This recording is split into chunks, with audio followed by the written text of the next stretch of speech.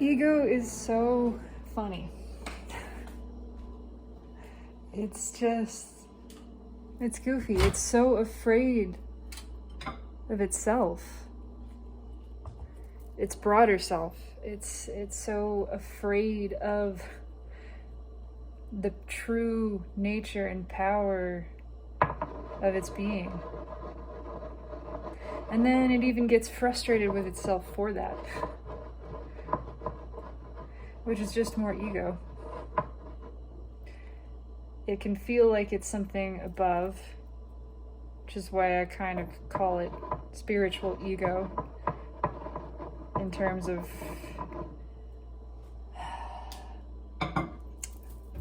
that's where the desire to kill it comes from. This inclination to just get rid of it because there's an awareness that it's not following true logic. It's operating on pretense and really sort of standing in its own way. It's not serving self, not serving itself. And so it gets mad at itself for that. Which is just more of the same. It just leads further down this rabbit hole of self-judgment and illusion. When the truth is the broader knowing, the broader self, knows ego is just doing what it was supposed to do. It's doing what it was designed to do. It is the aspect of being, of ourself, that chose to forget on purpose, chose for the greatest good, for the good of this self, of our being. It chose to forget. It said, I will venture forth, project. It is the projective, the masculine energy. I will project so far from myself that I forget myself. Because out here, there's real contrast. Oh, there's no contrast greater than the self forgetting its own being, its own true nature. That's some real contrast right there. And contrast only ever gives clarity. It only ever adds. Excuse me. Oatmeal exploded. Only ever adds to the knowledge of, the awareness of, the expansion of this being. And so ego is doing us a great service, the self, by having volunteered to do this, to contradict, to experience confusion, to be so good at illusion that it perceives separation.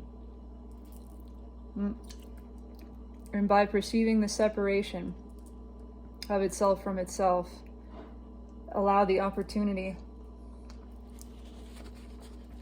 to know self with more clarity than ever possible, and to have the experience of reunion, of reunification.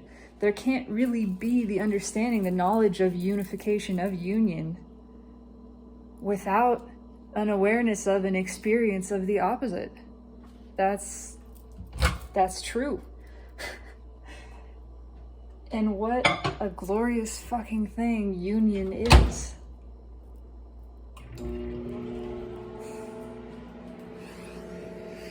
I don't know. It's a curious thing. Just something to muse upon this morning. Something that I am musing upon. Even using that word. This identity, this identity is too small. It's not I. I am not this. I contain this. This doesn't contain me.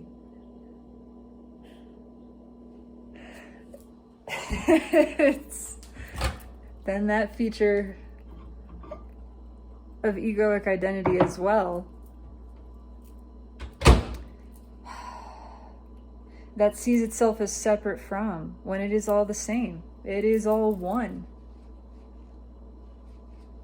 I contain it, but that means it is me. I contain the cells of my body, and they are me. They are all, in fact, conscious and aware, imbued with the same life force, the same consciousness that is the one speaking words right now. All of my cells have that same awareness. Just because they don't have mouths to speak, they're collectively speaking through this one, through this mouth. It is many voices speaking from this one opening. I have no... The words are so limiting as well. But it's curious, and it is the same at the broader level as all things always are. The micro and the macro only ever can be mirrors of each other. It's all the same thing. We are all the same thing. And so it is that all of these individual identities that we refer to as ourselves are like cells.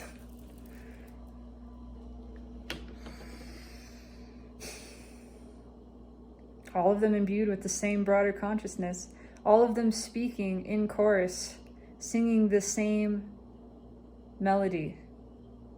The one verse, right? The uni-verse. No, this one didn't come up with that. That's established. But that's what this is. All of us singing in concert. The song of the broader self, of the being, of the universe. All of us performing our own part, our own specific role that only we can. That music that was written just for us, by us. That only this instrument, the instrument of our being, which is our own creation, can possibly produce. And only we who are the masters of it. Only we who can produce these notes with this nuance, this unique signature, this resonance, with this quality, the quality of our own being, our own voice, which is the expression of ourself. I mean, all of your self-expressing is your voice. Certainly, the audible voice included. But it is this. This is my song. This is my piece of the broader song. My piece of this piece. Really, this musical movement. This endless movement that is constantly shifting, constantly being added to. And it is the song that I play by ear. But that was written and continues to be written for myself, by myself.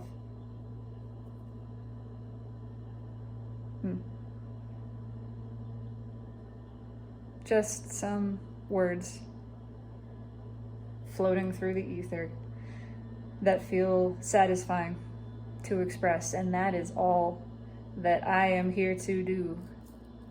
Speaking in every sense, I am just here to express myself fully, freely, and as authentically as I dare, and continue to push the boundaries of that, to only become more and more myself, more essential, more purely me,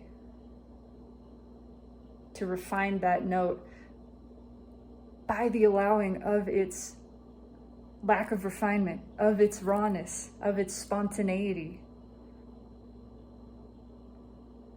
Yeah, that's it. Gonna eat some oatmeal now. Have a beautiful morning.